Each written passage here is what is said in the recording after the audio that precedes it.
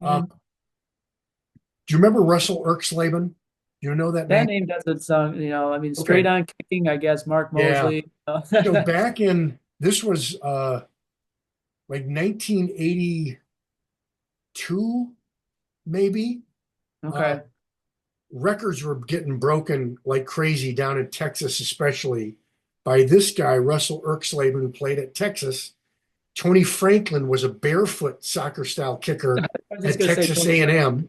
Yeah. And then there was another guy who actually still has the record today in college, Ovi something or other, another Norwegian guy, never made it in the pros, Mhm. 69-yard kick for like Texas Christian. Wow. And so when I played in college, you could still use a tee. And one of the things that, and this will, I will kind of close up here today. Sure. One of the things with the high school guys is so many now of the larger schools, and even now some of the smaller schools have turf fields. It's really nice. The ball might as well be on a tee because it just sits up so nicely versus you might think of your own high school and there's divots and pock marks and Yeah, it would exactly. help you if it rained the day before. And Wow. there were times where, I'm kicking in just the worst of conditions. And so the tee was really important. Um, and and so the high schoolers still to this day can use a 2-inch kicking block. Oh, okay. So Okay. they can use a 2-inch block, a 1-inch block, a half-inch block, a thin layer of tinfoil for all I care. Uh-huh. Sure. Um, and the That's thing that some of my cohorts in the kicking camps is they're pushing the kids to go without a tee. And I think it's a ginormous mistake. premature. The ginormous mistake is whether the kid can do it or not, which Yeah. is fine. And it's not really that hard to do. The motion is the same. The difference in the mechanics is really where you set up.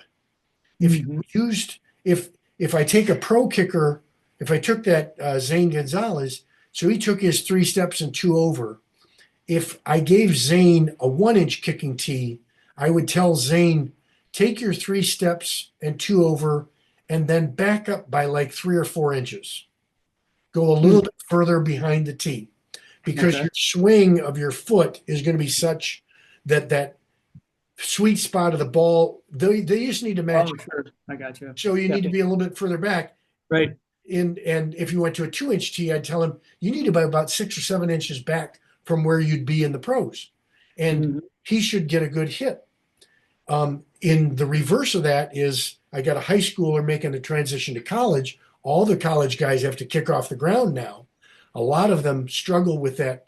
And so, same thing, you're 3 inches back, 2 or 3 feet, 3 steps back, two over, and whatever used in high school, if you're using a tee, then you need to move in 3 inches, 4 inches, 5 inches, 6 inches, whatever, to get in there. However, the last thing about it is you are not going to be able to kick it as, I should put an asterisk. You may be able to kick it as far, but you'll never ever be able to kick it as high. Oh, okay.